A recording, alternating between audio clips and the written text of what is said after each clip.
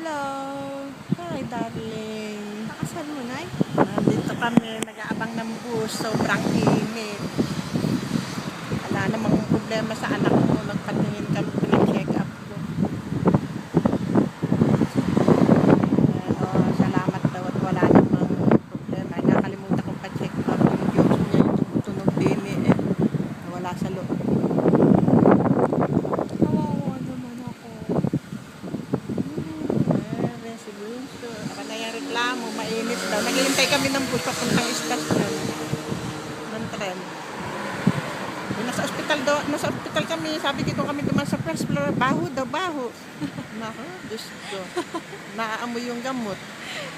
Maamoy na raw niya tae. Wag lang daw yung amoy ospital. Paano ka ako anak kung mag-alaga ka ng matanda? Malugas ka ng puwit, tatakot kang tae. Alagaan ng inom ng gamot yung matanda. Pwede nga. Kumusta na? Ciao! Wala ka naman sabi.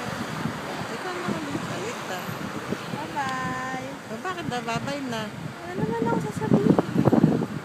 Yung tatlong itlog dyan. Nice kayo, Yung tatlong itlog. Si tatay, tsaka yung dalawang itlog. Dalawang anak na lalaki.